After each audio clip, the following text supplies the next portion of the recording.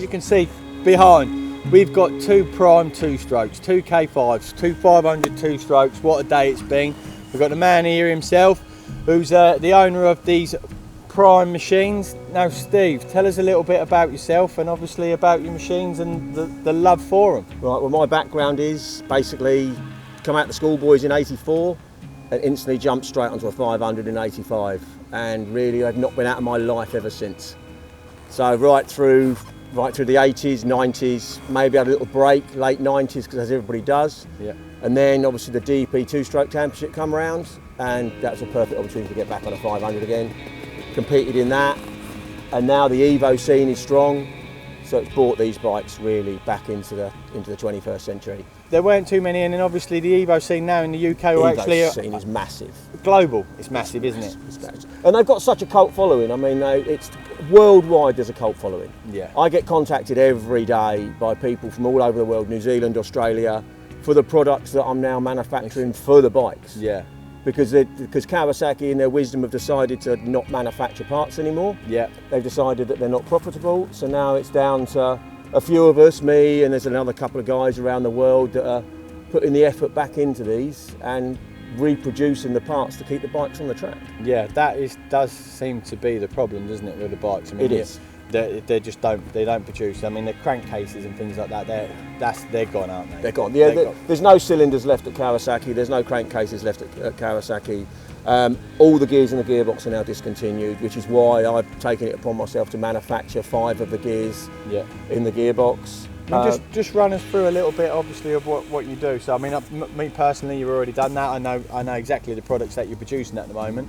But there's a story behind that, isn't there? You've built a few engines for a few people, and they've been missing some parts. Yeah. You've needed some parts yourself. Yeah. But I mean, there's some trick things there. Obviously, the clutch cover, being one. The two-piece clutch cover. Yeah. It basically fell into it. It sort of went really by accident. Yeah. I was contacted by John Goff, whose son George is British two-stroke champion. Yeah. And he decided that he'd had enough with modern bikes, so he bought some 500s. And then he said to me, could I do an engine for him? So I was like, yeah, no problem. So I pulled the motor apart, and 3 of the gears in the gearbox were toast. Yeah. Contacted Kawasaki, sorry, they're not available anymore. So I was like, well, what am I going to do? So I contacted Nova Racing Transmissions, who do World Superbike gearboxes for Ducati. I said, can you manufacture these for me? And they said, yeah, no problem, but it was in a quantity of 10 of each. Yeah, as they do. So then I've got 10 of 3 gears sat on the shelf, and I'm like, well, what do I do with these? So I just put it onto the Facebook, as you do, onto the threads. Couldn't believe how quickly they sold. The response was huge. Yeah, but then I was getting asked, have you got this gear? Have you got that gear? And then it was, right, okay, so I produced those. And then it was, have you got shift forks? Right, okay, no, I'll produce them. So I done the shift forks and the drums. Yeah. And now it's really just taken off from there. It's everything has fallen into place, and now I'm seen to be the man to go to for the internal engine parts. I don't get involved with chassis parts. Yeah. There's enough people doing plastics, there's enough people doing wheel bearings and seats and things like that. But it's, for me, I'm an engine guy.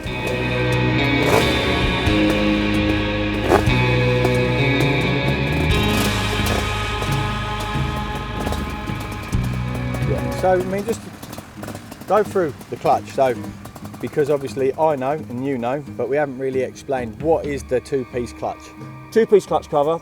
Kawasaki never produced a 500 with a removable outer clutch cover, so you could service the clutch. Exactly. So you can never get into the internals, could you? No. Like, it's common knowledge now, isn't it? You've got a clutch cover, and then you've got the internal clutch cover, haven't you? Yeah. So, but on the Kawasaki's, that's not. On the 500 was never done. Hondas, yes, Kawasaki's didn't. So at the moment, you're kind of producing in-house gearboxes. Yep. Two-piece clutch. Yep. Clutch arm kits. Clutch, that's a good clutch. I mean, I've rode the bike and the clutch does feel good compared to a standard KX500. The advantage of the feel of it. The advantage of that is some people were manufacturing them by using a standard Kawasaki arm, cutting the top off. This is a whole manufacture from scratch. Yeah. The shaft is manufactured by Nova again. Yeah. It's splined on the top, so as the clutch wears, you can move the arm, so you've always got the maximum fulcrum point. Yeah. So you're always pulling from the longest part of the rod, and the arm is 8mm longer. Yeah. So you've always got the lightest point of the clutch. Yeah. Going back to the standard frame, obviously standard frame Kawasaki that we rode today, you know, that was basically your starting point. That's the starting point, because Kawasaki never changed the actual layout of the chassis from 88 right through to 04. Yeah. It stayed the same. Why change it if it wasn't broke, don't fix it. Yeah. Where Honda, they changed their chassis a little bit. Kawasaki, I think if this class hadn't died, they would have gone down the route of Thornton Malin's bike, Yeah. and they would have produced that. But because the factories put the 250 class as a premier class, Kawasaki just thought we'll keep making what we make. Yeah, yeah. It works, and for us it's perfect because everything internally is the same. Yeah. They changed a few things across the years, but nothing major. So everything I produce fits everything from 88 right through to 04.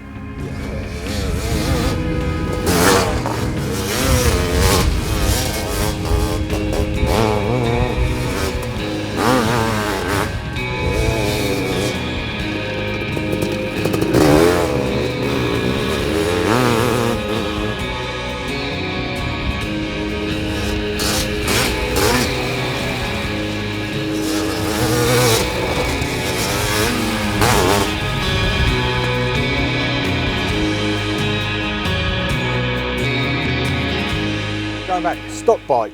This is far from a stock bike. It's far from a stock So bike.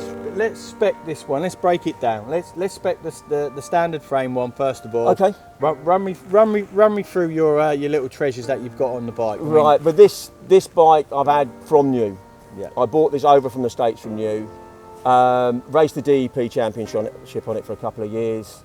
It's been out of my hands and back into my hands because I didn't want to let it go really, but I had to. Yeah, as you do. Yeah, as you life do. kicks in, doesn't it? Yeah, the forks are special out of it. They're factory aid kit showers. When I lost my father 10 years ago, he left me a couple of quid. So I bought those, put them on the front of it. And I didn't really, when I sold it to a friend and said to him on the proviso, you never sell that bike unless you sell it to me. Yeah. And he did. He wanted to get rid of it, so I bought it back.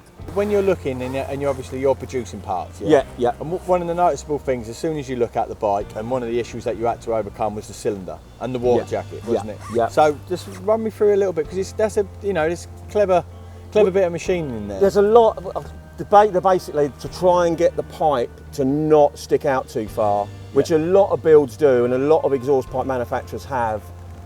We've come up with this pipe that sits flusher to the cylinder. Yeah. But to do that, you need to move the water jacket, the water outlet. Yeah. So I produce a water outlet kit that blocks off the outlet on the side. Yeah.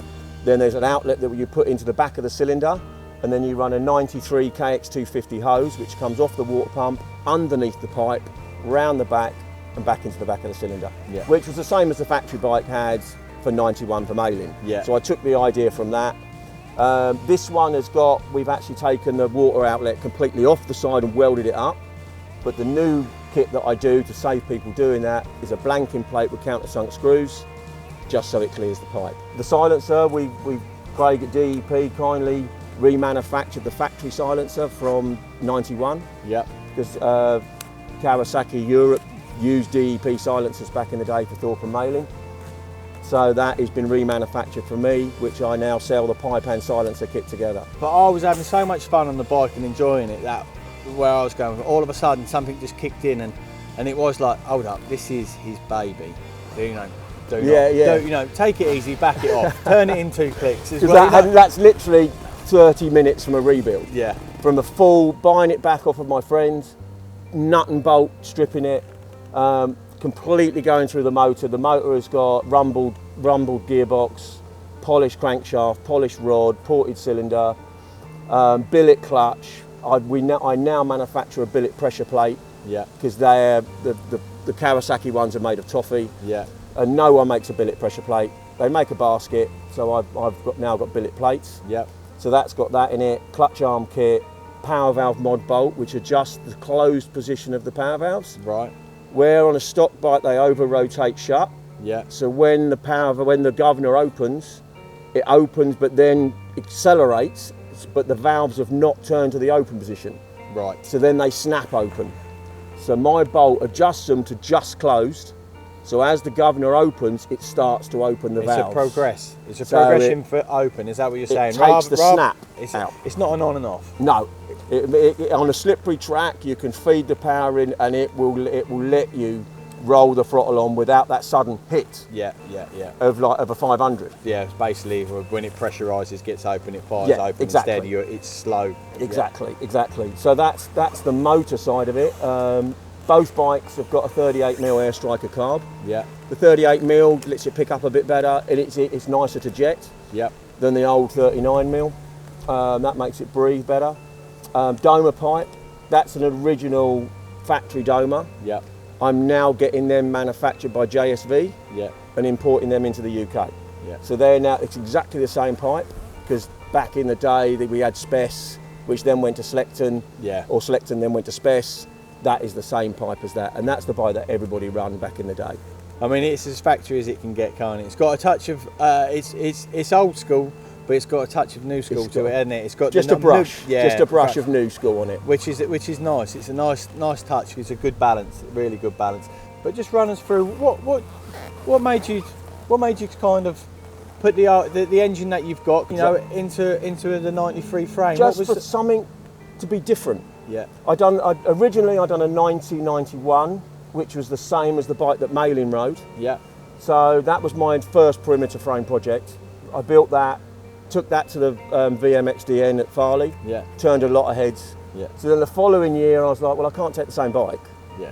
So I built the 93. Yeah. And I had a good year with the 91 behind Nickel and Dubac, but then I thought, right, I need to build something else to promote the business a little bit, because it's all taken off. So you've built the bike, you've raced it at Farley, haven't you? Yeah, I raced that at Farley last year. Bang bars with Mervyn Anstey on it. I like the bike. I like riding the bike. I like the feel of the modern chassis. Yeah. It's slimmer, a bit more nimble, a bit.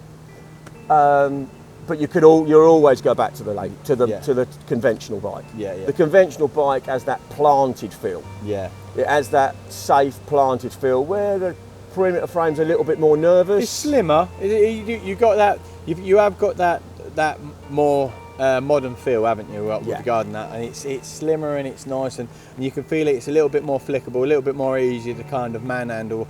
In the jumps with the modern jumps, riding the track. It's got a little bit of everything, and it did kind of shine a little bit more on some of the jumps.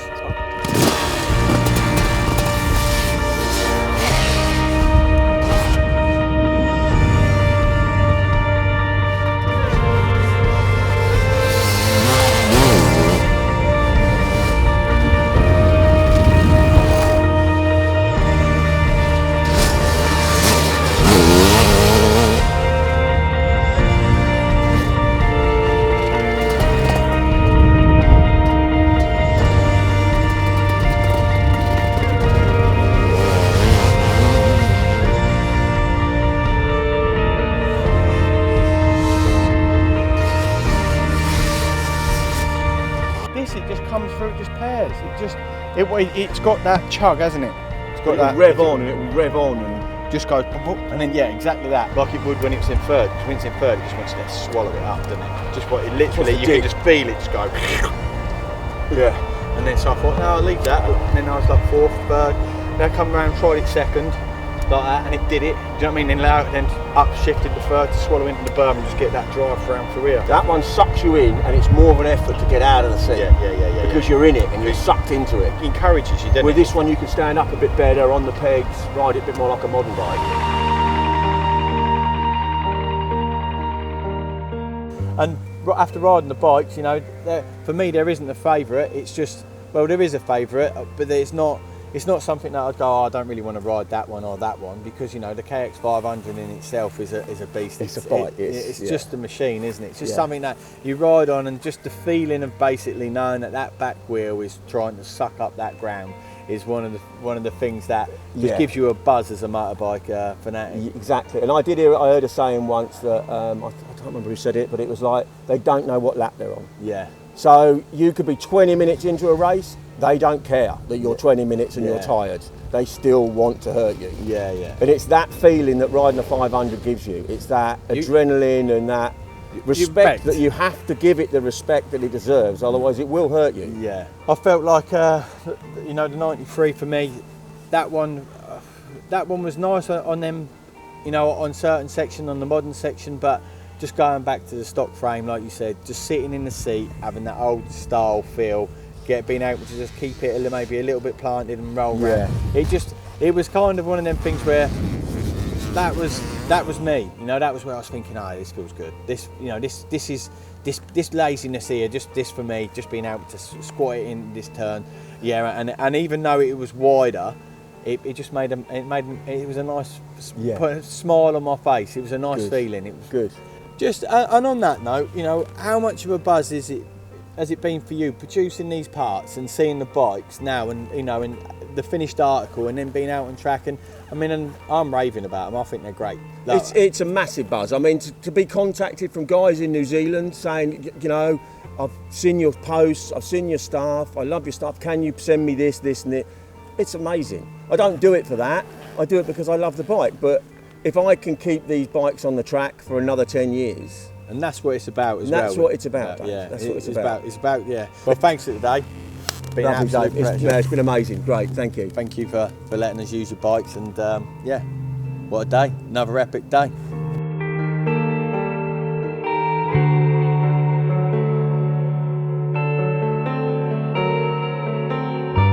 Today's been a special day. Riding 2 KX500s at Sellindge MX has absolutely been incredible. What a day, it's been so fun. I've known Steve Wells now for a number of years. He's a familiar face on the racing scene, and he's a bit of a KX500 specialist. It's been so much fun riding the bikes and going back to back with the perimeter frame and the stock frame. The differences between the two, you know, you've got to be really finicky to decide which one you'd like. For me, they're both special. The perimeter frame is very tricky in the way of design, and obviously the modification that Steve's done to the bike in great detail is pretty special in itself. Riding that bike, I did enjoy riding the bike. The engine is the same spec as the stock frame, so it was just one of those things where it was just a rider's feel, really. It's a little bit slimmer to a little bit wider. Personally myself, the stock frame one did it for me, just because it was that old school era, and it was something that I just wanted to relate back to, because I never had the pleasure of riding, you know, riding in that era and riding that bike. So for me, that one just made me smile that little bit more, and just being a little bit more lazier certainly suits me these days. And if you're interested in the products and the parts that Steve's doing to keep his bikes up and running, as you know, he's mass producing these now just basically to meet his own needs. You know, you need to get in touch with KX500 Tech.